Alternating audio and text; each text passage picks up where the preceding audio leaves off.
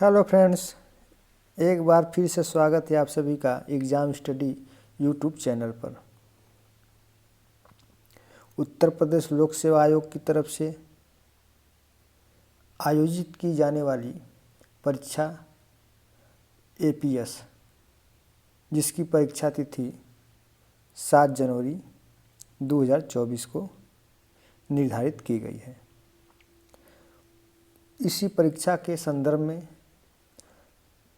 हम लोग समान हिंदी के पत्र एवं कार्यालयीय विभिन्न पत्रों का आलेखन से संबंधित सब्जेक्टिव और फिर उसके बाद ऑब्जेक्टिव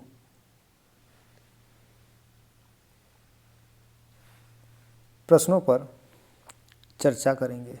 तो आइए शुरुआत करते हैं। हाँ, सबसे पहले ये समझ लेते हैं कि एपीएस परीक्षा में कुल 3 भाग होंगे, जिसमें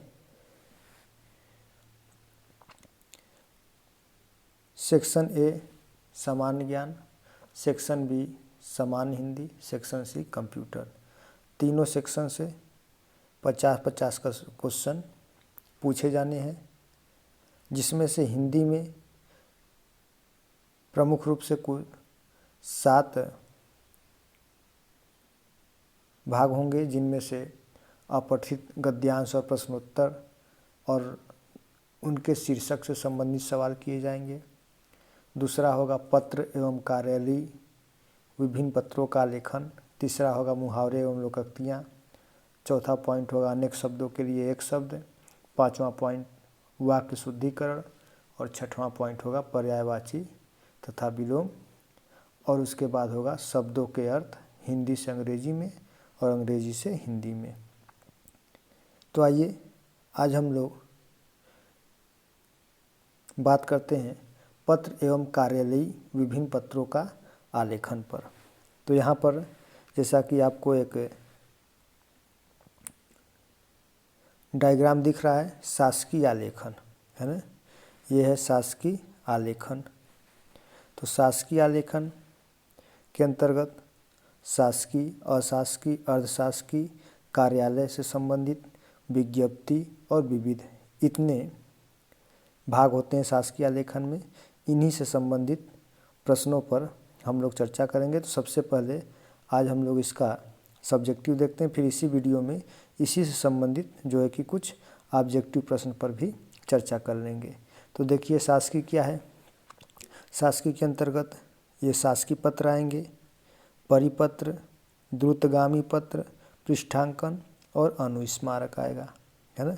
अब इस शासकीय पत्र को शासनादेश के नाम से और सरकारी पत्र के नाम से भी जानते हैं, या इसी को अंग्रेजी में आप क्या कह सकते हैं, ऑफिशियल लेटर। यहाँ पे देखिए लिखा हुआ है ऑफिशियल लेटर। तो क्या होता है शासकीय पत्र? आलेखन का वह औपचारिक व नियत प्रारूप है जिसके माध्यम से शासकीय प्रयोजनार्थ जैसे कि नीति बनाना, निर्णय करना, आदेश, निर्देश इत्यादि इनसे संबंधित पत्र पद को प्रेषित किए जाते हैं, शासकीय पत्र कहलाते हैं। उसके आगे देखते हैं शासनादेश क्या होता है। शासन स्तर से जो पत्र अधीनस्थ अधिकारियों जैसे विभागाध्यक्षों, मंडलायुक्तों, जिलाधिकारियों तथा कार्यालय अधीक्षकों को भेजे जाते हैं, उन्हें शासनादेश कहा जाता है। और भारतीय संविधान के अनुच्छेद 166 की अपेक्षानुसार शासकीय पत्र या शासनादेश का प्रारंभ राज्यपाल की ओर से किए जाने का प्रावधान है। तो देखिए यहाँ पर ये जो क्वेश्चन है किस अनुच्छेद के अंतर्गत, तो 166 के अंतर्गत राज्यपाल की ओर से किए जाने का प्रावधान है। ये मोस्ट इम्पॉर्टेंट हो सकता है। अब आगे बढ़ते हैं। शासकीय पत्रों का पत्राचारों के रूप में प्रयोग। तो शासकीय पत्रों का पत्राचारों के रूप में प्रयोग कैसे प्रयोग हो सकता है? एक देश की सरकार द्वारा दूसरे देश की सरकार को, है ना, एक देश की सरकार द्वारा दूसरे देश की सरकार के रूप में हम शासकीय पत्रों का पत्राचारों के रूप में प्रयोग कर सकते हैं। दूसरा पॉइंट क्या है? केंद्र सरकार द्वारा राज्य सरकार को। तीसरा पॉइंट राज्य सरकार द्वारा केंद्र सरकार को। चौथा पॉइंट, राज्य सरकार द्वारा अन्य राज्य को, एक सरकारी विभाग द्वारा दूसरे सरकारी विभाग को, और एक सरकारी कार्यालय द्वारा दूसरे कार्यालय या विभाग को शासकीय पत्र प्रयोग किए जाते हैं। तो ये जो पॉइंट है ये सभी क्या है, एक प्रकार से ये प्रश्न ही है और इसके ये आंसर है। जैसे क्वेश्चन बन गया कि एक देश की सरकार द्वारा दूसरे देश की सरकार को भेजे जाने वाला जो पत्र होगा वो किसके नाम से जाना जाएगा, तो सर वो शासकीय पत्र के नाम से जाना जाएगा। आइए अब आगे बढ़ते हैं। शासकीय पत्र लिखते समय, है ना, मुझे यह कहने का निर्देश हुआ, वाक्य से प्रारंभ होता है और भवधि से समाप्त किया जाता है। उसके बाद शासकीय पत्र की कुछ विशेषताएं होती हैं। क्या विशेषताएं हैं, यहाँ पर विशेषताएं लिखा हुआ है। आइए देखते हैं कि शासकीय पत्र पूर्णतः औपचारिक होता है। इसमें व्यक्तिगत बातों का उल्लेख नहीं किया जाता है, तो इसमें व्यक्तिगत बातों का उल्लेख नहीं किया जाता। सरकारी पत्र राजभाषा या वैकल्पिक राजभाषा में लिखा जाता है। किस भाषा में, राजभाषा और वैकल्पिक राजभाषा में लिखा जाता है। इसमें आदेश या सूचना प्रस्तावर, जिसे पैराग्राफ कहेंगे, क्रमांक अंकित करते हुए लिखा जाता है। संक्षिप्तता सरकारी पत्रों की मूल विशेषता होती है। देखिए ये बहुत मोस्ट इम्पॉर्टेंट हो सकता है कि संक्षिप्तता जो होती है वो सरकारी पत्रों की मूल विशेषता होती है। ये सदैव अन्य पुरुष शैली में लिखे जाते हैं, है ना। किस शैली में, तो अन्य पुरुष शैली में लिखे जाते हैं। सरकारी पत्रों में प्रथम परिच्छेद या पैरा की संख्या नहीं लिखी जाती। उसके बाद जो भी लिखा जाएगा पैरा 2 से प्रारंभ कर आगे जितने भी पैरा होते हैं उनकी संख्या बाईं ओर लिखी जाती है। जैसे कुछ लिखना है तो हम यहाँ से लिखना शुरू किए, अब पैरा चेंज करना है तो जब पैरा दूसरा आएगा तो यहाँ पर हम पैरा नंबर 2 डाल देंगे और फिर यहाँ से लिखेंगे। फिर तीसरा डालना होगा तो यहाँ तीसरा डाल देंगे, फिर लिखना शुरू करेंगे, फिर चौथा डाल देंगे, फिर यहाँ से लिखना शुरू करेंगे। तो यही बात ये बताया जा रहा है। चलिए आगे देखते हैं। इसमें संसदीय शब्दों का प्रयोग किया जाता है। किन शब्दों का, संसदीय शब्दों का प्रयोग किया जाता है। ये हो गया। अब उसके बाद शासकीय पत्र की सामग्री बिल्कुल तथ्यपरक, संयत, स्पष्ट और सर्वथा शुद्ध होती है। अब सरकारी पत्र की संरचना पर बात करते हैं कि इसकी संरचना कैसी होती है। तो संरचना की दृष्टि से सरकारी पत्र मुख्यतः 5 भागों में विभक्त होता है ना। पहला है पत्रांक, दूसरा है आपका संबोधन, तीसरा है मुख्य भाग, चौथा है निर्देश और पांचवा है पृष्ठांकन, है ना। अब देखिए पत्रांक के अंतर्गत क्या क्या होता है। पत्र संख्या होगा, अनुभाग, वर्ष, तिथि और स्थान होगा।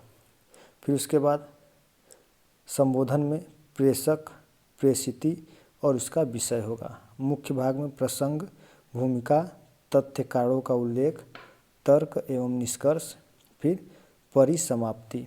निर्देश में निर्देश हो सकता है, अनुरोध हो सकता है, निष्कर्ष हो सकता है, उसका समापन हो सकता है, फिर पृष्ठांकन होगा।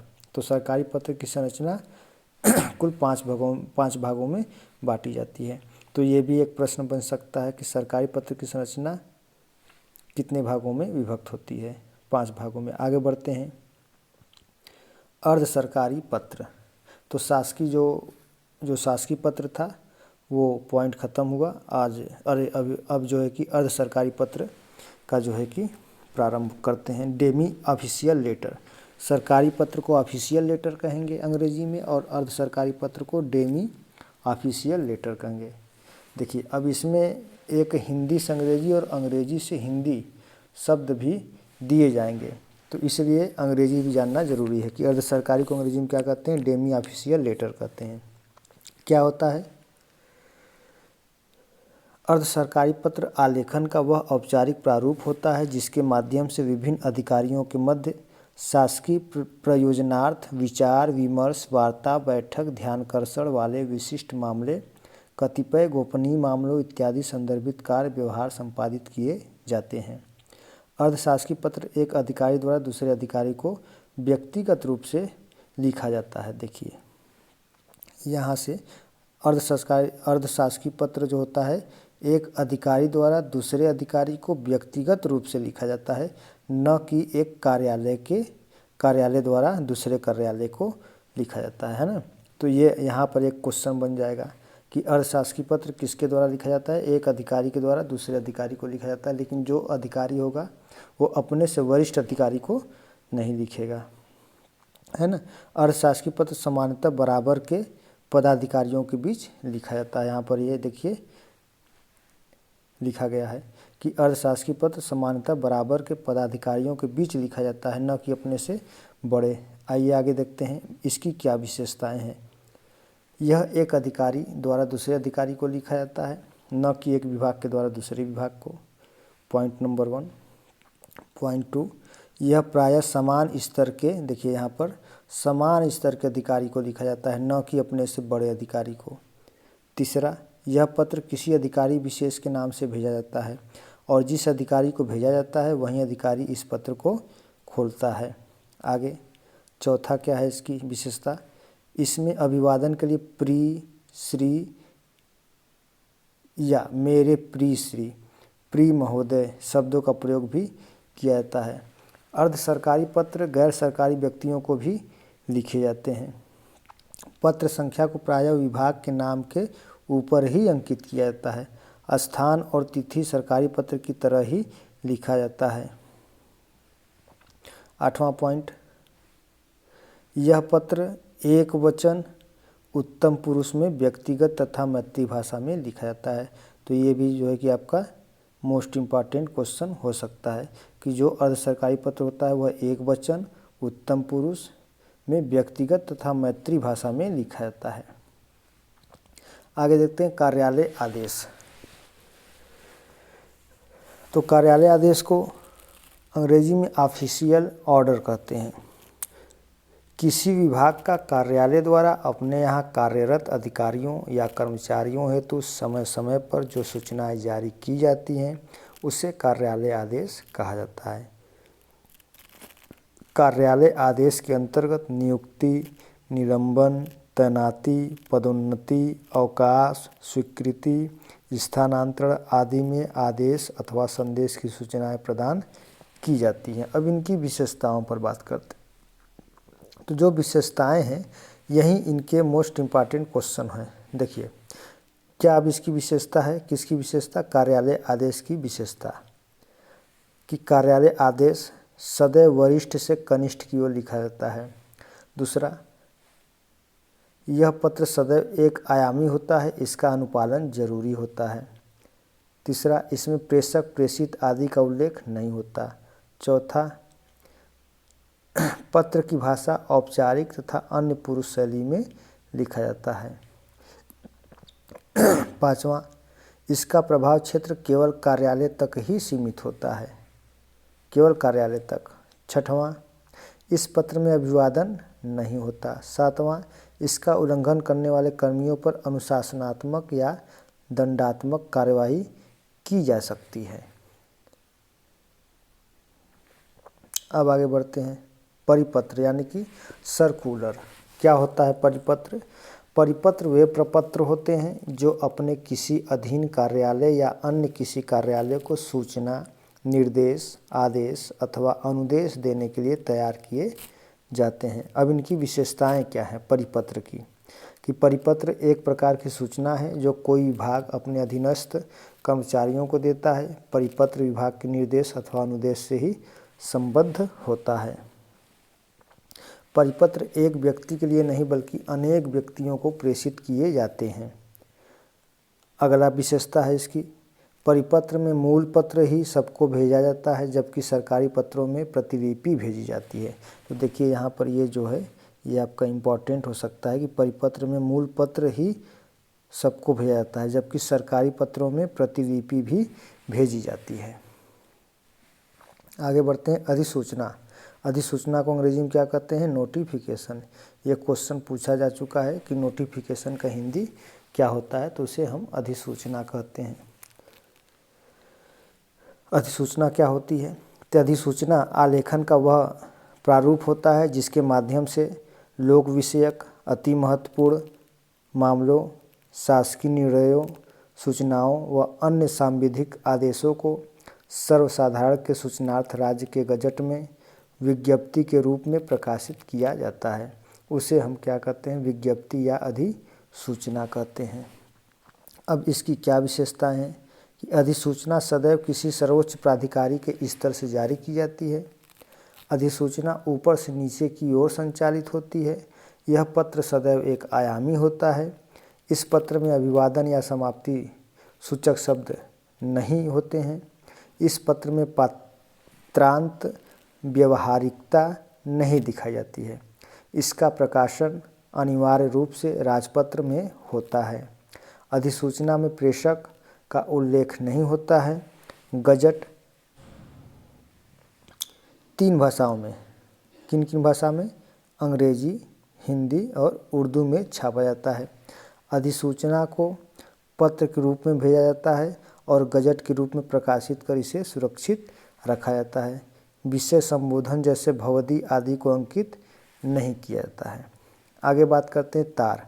तार को अंग्रेजी में क्या कहते हैं? टेलीग्राम कहते हैं। जैसे जनरली हम सभी लोग कहीं ना कहीं स्मार्टफोन में टेलीग्राम ऐप चलाते हैं, तो टेलीग्राम यही तार का ही एक रूप है, या कह सकते हैं कि तार को ही अंग्रेजी में हम क्या कहते हैं? टेलीग्राम कहते हैं। तो क्या होता है कि किसी भी चीज़ को बहुत ही छोटे रूप में जो है कि प्रयोग करना तार कहलाता है या टेलीग्राम। आइए देखते हैं।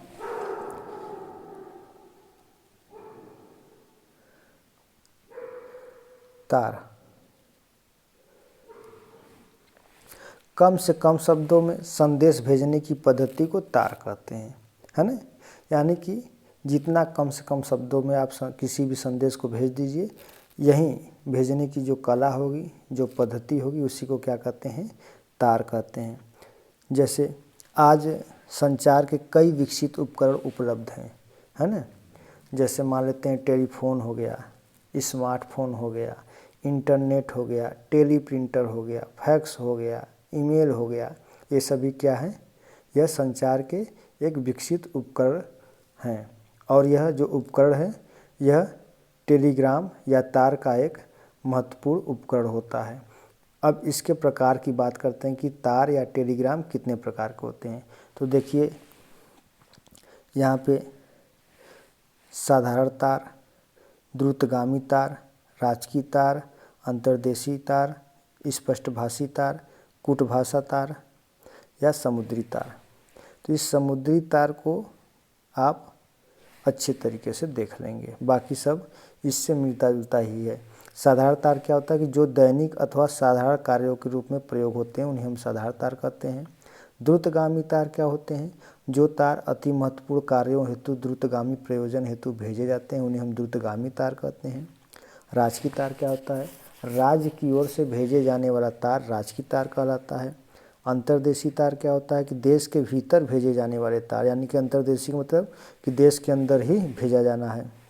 स्पष्टभाषी तार का मतलब कि इसमें साधारण भाषा में भेजे जाने वाले जो तार होते हैं वो स्पष्टभाषी तार कहलाते हैं। कूट भाषा या इसी को बीजांग तार कहते हैं, इसका दूसरा नाम बीजांग तार है।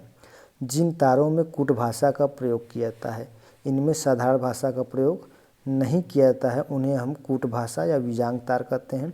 और जो तार विदेशों में भेजे जाते हैं उन्हें समुद्री तार कहते हैं, न कि विदेशी तार। ये भी क्वेश्चन पूछा जा चुका है कि जो तार विदेशों में भेजे जाते हैं उन्हें किस नाम से जाना जाता है?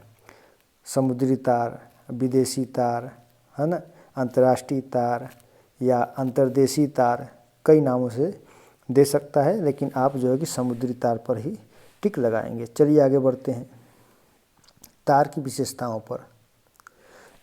अब इसकी क्या विशेषता होती है कि इसकी विशेषता होती है कि ये तीव्रतम सूचना प्रणाली है। विश्वसनीयता और मान्यता वैधानिक होती है। हिंदी में तार कम शब्दों में सरलता से व्यक्त किया जाता है। गोपनीय विषयों के संदर्भ में इसमें कूट भाषा का प्रयोग होता है। शासकीय एवं राजकीय स्तर पर तार पर सर्विस स्टाम्प लगाया जाता है। ये देखिए इम्पॉर्टेंट हो सकता है। शासकीय एवं राजकीय स्तर पर तार पर सर्विस स्टाम्प लगाया जाता है। उसके आगे तार ऊपर नीचे दोनों दिशाओं में लिखा जाता है, तो तार को ऊपर नीचे दोनों दिशाओं में लिख सकते हैं। शीघ्रता और अनिवार्यता में तार को प्राथमिकता दी जाती है। अब प्राथमिकता के आधार पर सरकारी तार का लेखांकन, यहाँ पे तार की प्राथमिकताएं। तो प्राथमिकता के आधार पर तार को निम्न रूपों में लिखा जाता है ना। कौन कौन से है? संकट आदेश, जीवन रक्षा के लिए SOS, अति तत्कालिक के रूप में, सैन्य तत्कालिक और तात्कालिक के रूप में। आगे बढ़ते हैं। विज्ञप्ति या अधिसूचना, इसके पहले हम लोगों ने अधिसूचना के बारे में जाना, तो विज्ञप्ति कहिए या उसी को अधिसूचना कहिए, दोनों एक ही चीज़ है। फिर भी देख लेते हैं, इनको हम अंग्रेजी में नोटिफिकेशन कहते हैं। विज्ञप्ति, अधिसूचना आलेखन का वह प्रारूप होता है जिसके माध्यम से लोक विषयक अति महत्वपूर्ण मामलों, शासकीय निर्णयों, सूचनाओं व अन्य सांविधिक आदेशों को सर्वसाधारण के सूचनार्थ राज्य के गजट से विज्ञप्ति के रूप में प्रकाशित किया जाता है, उसे विज्ञप्ति या अधिसूचना कहा जाता है। विज्ञप्ति अधिसूचना सदैव किसी सर्वोच्च प्राधिकारी के स्तर से जारी की जाती है। विज्ञप्ति अधिसूचना ऊपर से नीचे की ओर संचालित होता है। यह पत्र सदैव एक आयामी होता है। इस पत्र में अभिवादन या समाप्ति सूचक शब्द नहीं होते हैं। अब इसके बाद हम लोग चर्चा करेंगे पत्र एवं कार्यालय, विभिन्न पत्रों का आलेखन से संबंधित कुछ प्रश्न और उत्तरों पर। पहला प्रश्न है, नियुक्ति, छुट्टियों की स्वीकृति तथा पद वृद्धि आदि की सूचनाएं किसके अंतर्गत दी जाती हैं? तो यह किसके अंतर्गत दी जाती हैं? यह कार्यालय आदेश के अंतर्गत यह दी जाती है। दूसरा, किसका प्रयोग सरकारी स्तर पर अधिकतर भारतीय गजटों में प्रकाशित सरकारी नियम, आदेश, अधिकार और नियुक्तियों की सूचना के प्रसंग में होता है? तो इसी को हम क्या कहते हैं? अधिसूचना कहते हैं। आगे बढ़ते हैं। कार्यालय आदेश में कार्यालय आदेश में अधिकारी का हस्ताक्षर किस स्थान पर आएगा, है ना? तो कार्यालय आदेश में अधिकारी का जो हस्ताक्षर होता है वो नीचे दाहिनी ओर होता है। चौथा क्वेश्चन क्या है, जब कोई सरकारी पत्र, कार्यालय ज्ञापन या एक साथ अनेक प्रेषितियों को भेजा जा रहा हो तब उसे क्या कहा जाता है? तो जब एक साथ कई लोगों को भेजा जाएगा तो उसी को हम क्या कहते हैं? परिपत्र कहते हैं। क्या कहते हैं? परिपत्र कहते हैं। पांचवा क्वेश्चन, मुख्य टिप्पण के बाद अन्य अधिकारियों द्वारा लिखा जाने वाला टिप्पण क्या कहलाता है? तो उसी को हम आनुषंगिक टिप्पण के नाम से जानते हैं। अगला क्वेश्चन है 6वां नंबर का कि अधिसूचना को किस में प्रकाशित किया जाता है? तो अधिसूचना को सरकारी गजट के रूप में प्रकाशित किया जाता है। अब उसके बाद है अधिसूचना का प्रयोग किन क्षेत्रों में नहीं किया जाता है? तो अधिसूचना का प्रयोग कर्तव्य के क्षेत्रों में नहीं किया जाता है। 8वां क्वेश्चन देखते हैं, सभी राज्य सरकारों को भेजा जाने वाला सरकारी पत्र कहलाता है? क्या कहलाता है? परिपत्र, है ना? सभी राज्य सरकारों को भेजा जाने वाला जो सरकारी पत्र होगा वह परिपत्र कहलाता है। और यह जो परिपत्र होता है एक साथ कई लोगों को भेजा जाता है। पत्र की विशेषता नहीं है तो अग्रज इसकी विशेषता नहीं होती है। अगला क्वेश्चन है, जब एक अधिकारी दूसरे अधिकारी को व्यक्तिगत शैली में पत्र लिखता है उसे क्या कहते हैं? तो जब कोई एक अधिकारी दूसरे अधिकारी को, वो भी कैसा अधिकारी, यानी कि दोनों एक समान अधिकारी होंगे, एक ही पद पर होंगे और व्यक्तिगत शैली में जब लिखेंगे तो उसी को हम अर्धशासकीय पत्र कहते हैं। इसीलिए हमने एक प्रकार से इसके बारे में पहले हमने बता दिया था। आगे देखते हैं 11 नंबर क्वेश्चन, निर्देश शब्द का सही अर्थ है। निर्देश का जो सही अर्थ होता है उसे आज्ञा या आदेश कहते हैं, है ना? आज्ञा या आदेश। और आज्ञा आदेश को अंग्रेजी में आर्डर कहा जाता है। क्या कहा जाता है?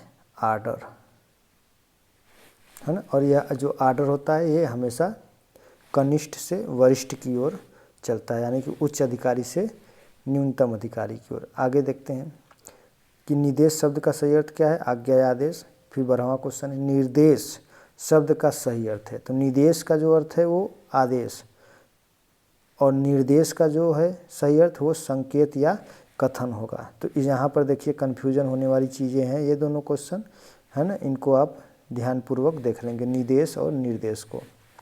13 नंबर चलते हैं। नियत शब्द का सही अर्थ है।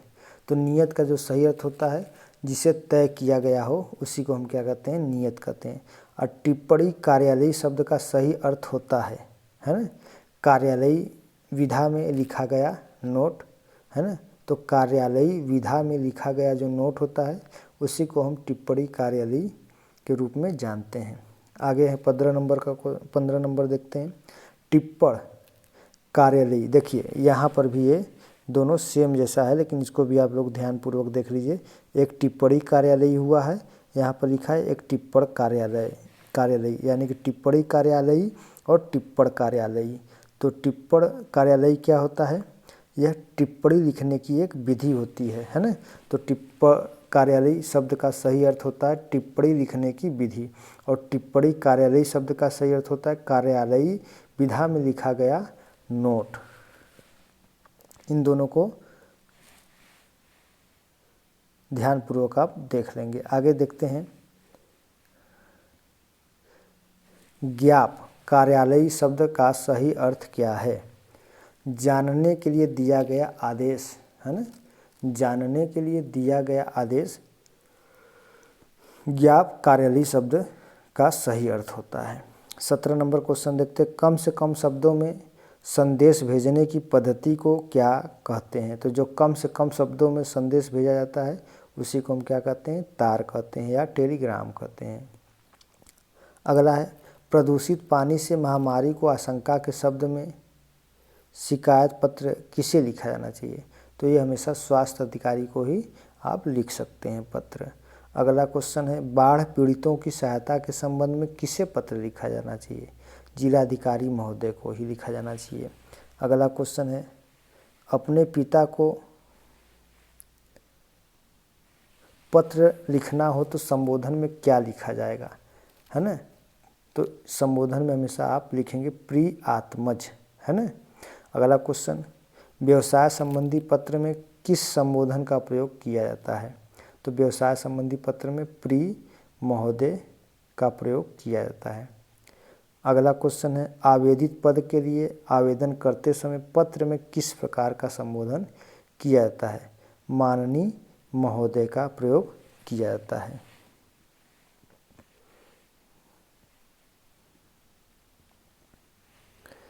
अब देखिए यहाँ शुरुआत करते हैं। पत्र एवं कार्यालय विभिन्न पत्रों का लेखन से संबंधित विविध परीक्षाओं में पूछे गए वस्तुनिष्ठ प्रश्न कोश, है ना। आइए देखते हैं। प्रश्न संख्या 1, निम्न में से किसके अंतर्गत नियुक्ति, छुट्टियों की स्वीकृति तथा पद वृद्धि आदि की सूचनाएं दी जाती हैं। तो इसको मैंने अभी बताया था कि इसे हम कार्यालय आदेश कहेंगे। आगे दूसरा है निम्नलिखित में से किसका प्रयोग सरकारी स्तर पर अधिकतर भारतीय गजटों में प्रकाशित सरकारी नियम, आदेश, अधिकार और नियुक्तियों की सूचना के प्रसंग में होता है। तो इसे हम क्या कहेंगे, अधिसूचना कहेंगे। आगे कार्यालय आदेश में अधिकारी का हस्ताक्षर किस स्थान पर आता है। तो यह नीचे दाहिनी ओर हस्ताक्षर होता है। जब कोई सरकारी पत्र, कार्यालयी ज्ञापन या ज्ञापन एक साथ अनेक प्रेषितों को भेजा जा रहा हो तब उसे क्या कहते हैं। तो उसी को हम क्या कहते हैं, परिपत्र कहते हैं। आनुषंगिक टिप्पण क्या होता है, विस्तृत रूप में लिखा जाने वाला, सूक्ष्म रूप में लिखा जाने वाला, किसी सहायक अथवा लिपिक द्वारा प्रथम लिखा जाने वाला, मुख्य टिप्पण के बाद अन्य अधिकारियों द्वारा लिखा जाने वाला। तो आनुषंगिक टिप्पण उसी को कहते हैं जो मुख्य टिप्पण के बाद अन्य अधिकारियों द्वारा लिखा जाता है। तो इसका राइट आंसर डी हो जाएगा। शासकीय पत्र के संदर्भ में कौन सा कथन गलत है। पत्र के सबसे ऊपर पत्र संख्या लिखते हैं, जी नहीं, पत्र के ऊपर पत्र संख्या नहीं लिखते। पत्र संख्या अरे हाँ लिखते हैं, पूछ रहा है। देखिए यहाँ पर कौन सा इनमें से गलत है, इसको आप लोग ध्यान जरूर देंगे। पत्र के सबसे ऊपर पत्र संख्या लिखते हैं, सही है। पत्र संख्या के ऊपर तिथि लिखी जाती है, तो पत्र संख्या के ऊपर तिथि नहीं लिखी जाती है, यहीं इसमें ये गलत है। बाकी सी क्या है, पत्र के बाईं ओर सेवा में लिखा जाता है, ये सही है। संबोधन महोदय बाईं ओर लिखा जाता है, ये भी सही है। पत्र के सबसे ऊपर पत्र संख्या लिखा जाता है, ये भी सही है। लेकिन जो बी है यही गलत है इसमें। आइए अब अगला क्वेश्चन चलते हैं। यदि कोई पत्र सभी संबद्ध कार्यालयों को प्रेषित किया जाता है तो उसे क्या कहते हैं? तो यदि कोई भी पत्र संबद्ध कार्यालयों को प्रेषित किया जाएगा तो उसे हम परिपत्र के नाम से जानते हैं। अगला है परिपत्र कब जारी किया जाता है? संबद्ध या अधीनस्थ कार्यालयों के साथ पत्राचार के समय। यही इसका राइट आंसर हो जाएगा। आगे देखते हैं, अर्धशासकीय पत्र के संदर्भ में कौन सा कथन गलत है? इसका स्वरूप व्यक्तिगत पत्र के समान होता है, ये सही है। वह पत्र अन्य पुरुष में लिखा जाता है। पूछ रहा है कौन सा कथन गलत है? औपचारिक शब्दों में आरंभ करने की आवश्यकता नहीं होती है, नहीं होती है। प्रायः समान स्तर के अधिकारी के साथ ऐसा पत्र व्यवहृत होता है, तो ये भी सही है। तो ये भी सही है, ये भी सही है। इसका स्वरूप व्यक्तिगत पत्र के समान होता है, ये भी सही है, लेकिन जो बी है यही गलत है। यह पत्र अन्य पुरुष में नहीं लिखा जाता है बल्कि उत्तम पुरुष में लिखा जाता है। आइए अगला देखते हैं, अधिसूचना प्रकाशित होती है। सरकारी गजट में ही अधिसूचना प्रकाशित की जाती है। जब कोई सरकारी पत्र ज्ञापन का कार्यालय ज्ञापन एक साथ अनेक प्रेषितियों को भेजा गए उसे क्या कहते हैं? तो इसी को हम क्या कहते हैं? परिपत्र कहते हैं। निम्न में से कौन सी पत्र की विशेषता नहीं है? संक्षिप्तता इसकी विशेषता है, प्रेषक है, क्रमबद्धता है, लेकिन जो विनयशीलता है यही इसकी विशेषता नहीं है।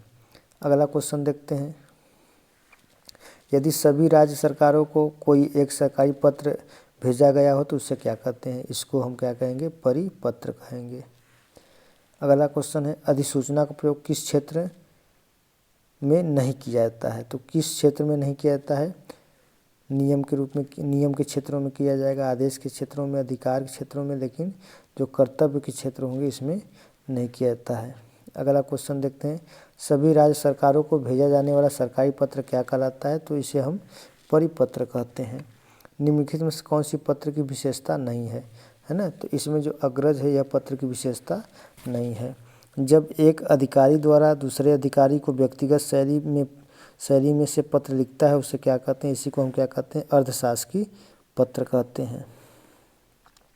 अधिसूचना का प्रयोग किस क्षेत्र में नहीं किया जाता है? नियम में, आदेश में, कर्तव्य में या अधिकार में? तो अधिसूचना का जो प्रयोग होता है यह कर्तव्य वाले क्षेत्रों में नहीं किया जाता है। कौन सा कथन असत्य या गलत है? अर्धशासकीय पत्र मित्रतापूर्ण भाषा में लिखा जाता है, ये सही है। संबोधन के लिए प्रिय या श्री लिखा जाता है, ये भी सही है। स्वनिर्देश के लिए भवदी लिखा जाता है, ये भी सही है।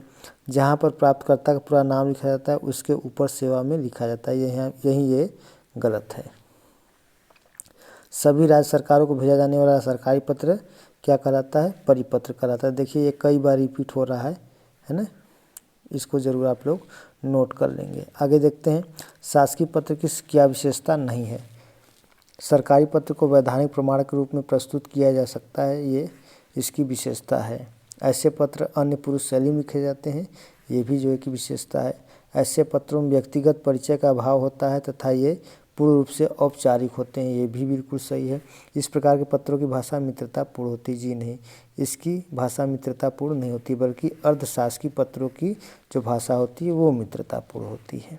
आगे बढ़ते हैं, निम्न में से कौन सा विकल्प शासकीय पत्र से संबंधित नहीं है? इस प्रकार के पत्रों में नपे तुले, संक्षिप्त एवं संतुलित शब्दों का प्रयोग किया जाता है। इसके बाद है, इस प्रकार के पत्रों में उत्तम पुरुष एकवचन मय शैली का प्रयोग होता है। इस प्रकार के पत्रों का सरकारी कामकाज में सरकारी विभागों, कार्यालयों द्वारा पत्राचार के लिए सबसे अधिक प्रयोग किया जाता है। ऐसे पत्रों का एक निश्चित प्रारूप एवं शैली होने के कारण पत्रों को लिखते समय उन प्रारूपों पर विशेष ध्यान रखना चाहिए। तो इसमें जो बी है यही ये गलत है। आगे देखते हैं, निम्न में से कौन सा विकल्प शासकीय पत्र से संबंधित नहीं है? यह सदैव अन्य पुरुष शैली में लिखे जाते हैं। देखिए संबंधित नहीं है, यही पूछ रहा है। ये सदैव अन्य पुरुष शैली में लिखे जाते हैं, बिल्कुल सही है। यदि पत्र लंबा है तो कई परिच्छेदों में बांटा जा सकता है, बिल्कुल। इस पत्र के अंतर्गत प्रथम परिच्छेद या पैरों की संख्या नहीं लिखी जाती है, ये भी सही है। यह प्रायः समान स्तर के अधिकारी को लिखा जाता है, तो यही गलत है। यह प्रायः समान स्तर के अधिकारी को नहीं लिखा जाता है। निम्न में से कौन सा विकल्प शासकीय पत्र से संबंधित है ना? कभी कभी यह पत्र गोपनीय भी होता है। संक्षेप में इस पत्र को डीओ कहा जाता है। इस पत्र में अभिवादन के लिए प्रिय श्री, आदरणीय, मेरे प्रिय श्री या प्रिय महोदय जैसे शब्दों का प्रयोग होता है। सरकार के कामकाज में इस प्रकार के पत्रों का प्रयोग सबसे अधिक होता है। तो कौन सा पत्र, ये विकल्प शासकीय पत्र से संबंधित है, तो इसका राइट आंसर यही होगा। सरकार के कामकाज में इस प्रकार के पत्रों का प्रयोग सबसे अधिक होता है। कौन अर्धशासकीय पत्र की विशेषता नहीं है? इस प्रकार के पत्रों का प्रयोग समान स्तर के अधिकारियों के बीच होता है, ये इसकी विशेषता है अर्धशासकीय की। इस प्रकार के पत्रों का प्रयोग किसी प्रकार के पूछताछ करने, किसी तथ्य पर ध्यान आकर्षित करने अथवा कोई सूचना देने या किसी विषय का स्पष्टीकरण करने या मांगने के संदर्भ में किया जाता है, ये भी सही है। इस प्रकार के पत्रों में आवश्यकता पड़ने पर गोपनीयता लिख दिया जाता है, ये भी सही है। इसमें संबोधन एवं अधोलेख आदि को नहीं लिखा जाता है, तो यही इसकी विशेषता नहीं है।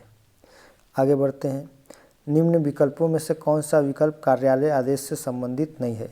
इस प्रकार के पत्र आदेशात्मक होते हैं तथा सदैव वरिष्ठ द्वारा कनिष्ठ को लिखे जाते हैं, यह इसकी विशेषता है। ये राजभाषा अथवा वैकल्पिक राजभाषा में लिखे जाते हैं तथा इसमें अन्य पुरुष शैली का प्रयोग किया जाता है, ये भी सही है। यह सदैव राष्ट्रपति या राज्यपाल के नाम से जारी होता है, तो ये गलत है।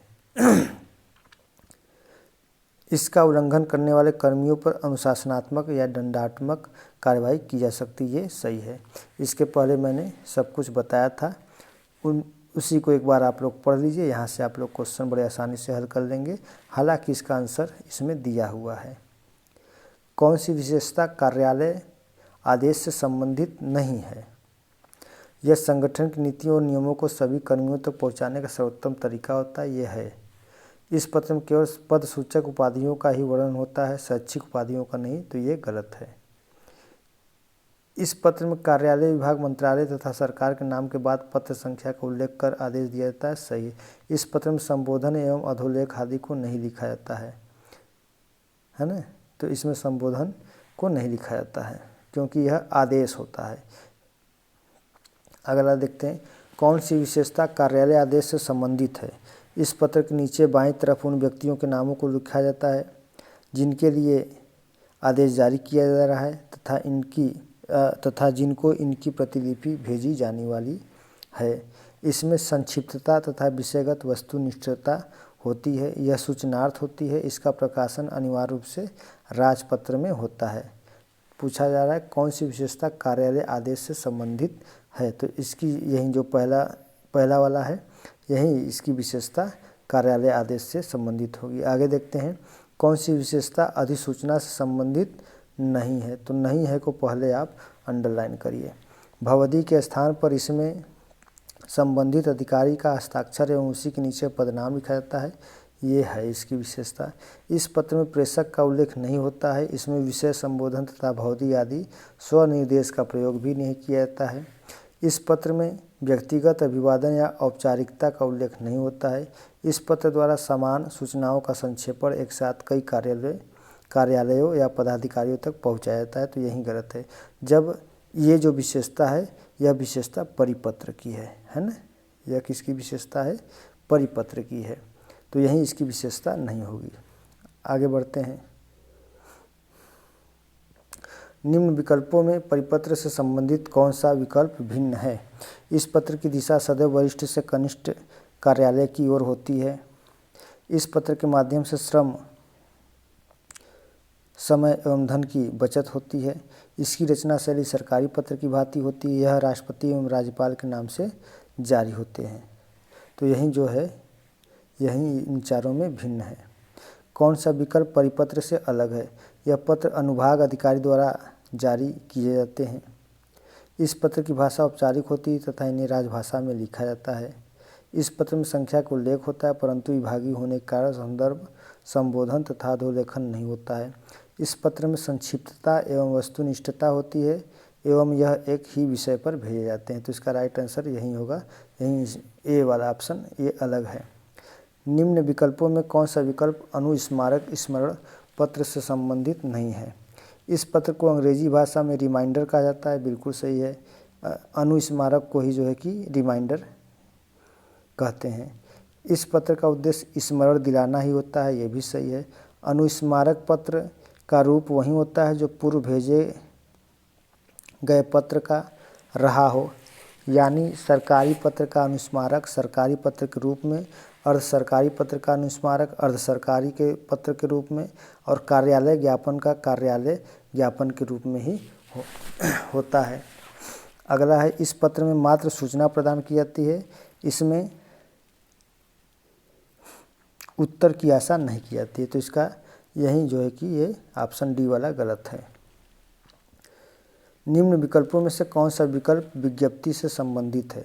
इस पत्र के माध्यम से सरकारी एवं गैर सरकारी प्रतिष्ठान अपनी किसी घोषणा, निर्णय, निश्चय, निर्देश एवं योजना आदि से संबंधित सूचनाएं संबंधित व्यक्तियों तथा आम लोगों तक पहुंचाते हैं।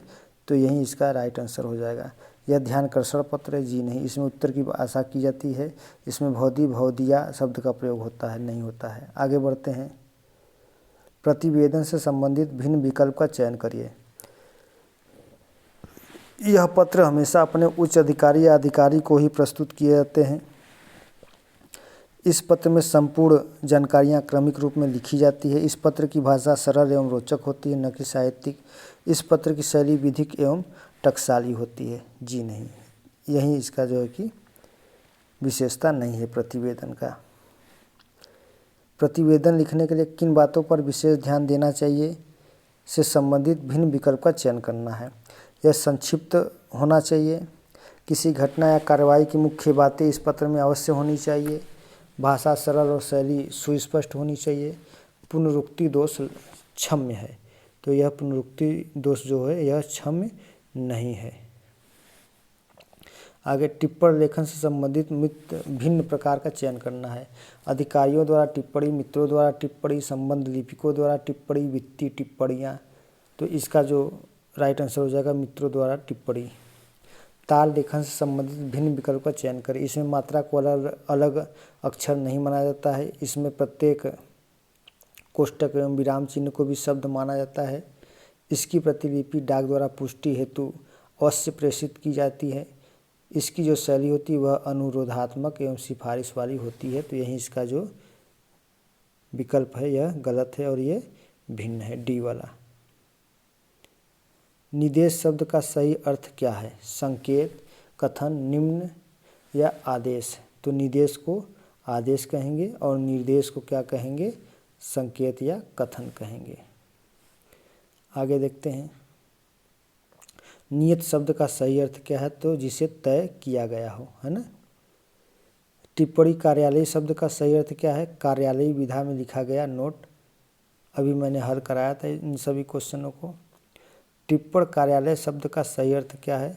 तो कार्यालयी विधा में लिखा गया नोट। टिप्पणी लिखने की विधि, शासन द्वारा जारी अधिपत्र, तुरंत अपने स्तर से। तो टिप्पणी लिखने की विधि इसका राइट आंसर हो जाएगा। और ए वाला जो ऑप्शन है कार्यालय विधा में लिखा गया जो नोट होगा यह आपका टिप्पणी कार्यालय शब्द का अर्थ हो जाएगा। आगे बढ़ते हैं। ज्ञाप कार्यालय शब्द का सही अर्थ क्या है? जानने के लिए दिया गया आदेश ज्ञाप कार्यालय हो जाएगा। शासकीय सरकारी पत्र किस प्रकार के पत्राचारों में प्रयुक्त नहीं होता है? एक देश की सरकार द्वारा दूसरे देश की सरकार को, वह एक सरकारी कार्यालय द्वारा दूसरे कार्यालय या विभाग को, या शासकीय या सरकारी पत्र के पत्राचारों का यह एक विधि है, बिल्कुल सही है। केंद्र सरकार द्वारा राज्य या राज्यों को, व राज्य सरकार द्वारा दूसरे राज्य व अन्य कई राज्यों को, ये भी सही है। राज्य सरकार द्वारा केंद्र सरकार को, व एक सरकारी विभाग द्वारा दूसरे विभाग या कई विभाग को, ये भी सही है। अधिसूचना का प्रभाव जनसाधारण तक नहीं होता, यही गलत है। शासकीय पत्र की कौन सी विशेषता सही नहीं है? तो इसमें पूछ रहा है कि सही नहीं है। शासकीय पत्र पूर्णतः औपचारिक होता है, सही है। इसमें व्यक्तिगत बातों का उल्लेख होता है, जी नहीं, इसमें व्यक्तिगत बातों का उल्लेख नहीं होता है। सरकारी पत्र राजभाषा या वैकल्पिक राजभाषा में लिखा जाता है, ये सही है। इस पत्र में संसदीय शब्दों का प्रयोग किया जाता है, ये भी सही है। बस यही इसमें जो बी होगा यही इसका गलत होगा। आगे बढ़ते हैं। इस पत्र का लेखन औपचारिक प्रारूप जैसा होता है। इसके माध्यम से विभिन्न अधिकारी के मध्य शासकीय प्रयोजनार्थ विचार विमर्श, वार्ता, बैठक, ध्यानाकर्षण वाले विशिष्ट मामले, कतिपय गोपनीय मामलों इत्यादि संदर्भित कार्य व्यवहार संपादित किए जाते हैं। यह परिभाषा किस पत्र से संबंधित है? तो यह जो परिभाषा है यह अर्ध सरकारी पत्र से संबंधित है। निम्न पंक्तियां किस पत्र से संबंधित है ना? इसमें पूछ रहा है कि निम्न पंक्तियां किस पत्र से संबंधित है। किसी विभाग का कार्यालय द्वारा अपने यहाँ कार्यरत अधिकारियों कर्मचारियों हेतु समय समय पर जो सूचनाएं जारी की जाती हैं, जिसके माध्यम से कार्यालय के वरिष्ठ अधिकारी द्वारा अपने अधीनस्थ अधिकारियों कर्मचारियों को विभिन्न सेवा संबंधी सूचना जारी की जाती है। इसके अंतर्गत नियुक्ति, निलंबन, तैनाती, पदोन्नति, अवकाश स्वीकृति, स्थानांतरण आदि में आदेश अथवा संदेश की सूचनाएं प्रदान की जाती हैं। इन्हें हम कार्यालय आदेश के नाम से जानते हैं। तो इसका राइट आंसर हो जाएगा कार्यालय आदेश। अगला क्वेश्चन है कि जो पत्र अपने किसी अधीन कार्यालय या किसी कार्यालय को सूचना, निर्देश, आदेश अथवा अनुदेश देने के लिए तैयार किए जाते हैं। सरकारी कामकाज की प्रक्रिया में किसी भी अधीनस्थ कार्यालय या सहयोगी कार्यालय को सूचना, निर्देश, आदेश या अनुदेश देने के लिए जिस पत्र का प्रयोग किया जाता है, इस पत्र को किस नाम से संबोधित किया जाता है? तो एक से अधिक हो जाएगा तो ये परिपत्र हो जाएगा। आगे बढ़ते हैं। यह पत्र आलेखन का वह प्रारूप होता है जिसके माध्यम से लोक विषयक अति महत्वपूर्ण मामलों, शासकीय निर्णयों, सूचनाओं व अन्य सांविधिक आदेशों को सर्वसाधारण के सूचनार्थ राज्य के गजट के रूप में प्रकाशित किया जाता है। इस पत्र को किस नाम से संबोधित किया जाता है? देखिए राज्य के यहाँ पे दिया राज्य के गजट के रूप में, तो गजट के रूप में हमेशा अधिसूचना या विज्ञप्ति को जारी किया जाता है। आगे बढ़ते हैं। कम से कम शब्दों में संदेश भेजने की पद्धति को क्या कहते हैं? तो इसे हम क्या कहते हैं? तार या टेलीग्राम कहते हैं। पत्र व्यवहार का वह रूप जिसके माध्यम से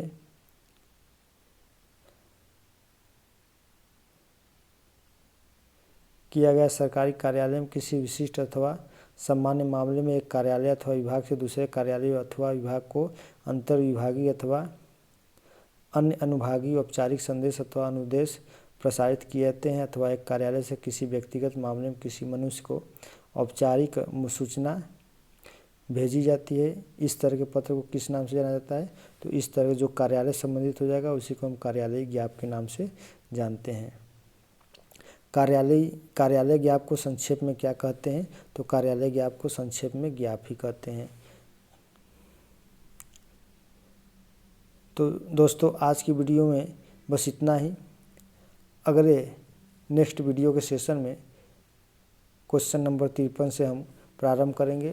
फिर उसके बाद जो है कि शब्दों के अर्थ हिंदी और अंग्रेजी से हिंदी का यह एक वीडियो भी आप लोग को मिल जाएगा। अभी के लिए बस इतना ही। बहुत बहुत धन्यवाद। और हाँ, यदि आप लोग चैनल पर पहली बार आए हैं तो चैनल को सब्सक्राइब करें, वीडियो अच्छा लगे तो लाइक करें और शेयर करें। बहुत बहुत धन्यवाद।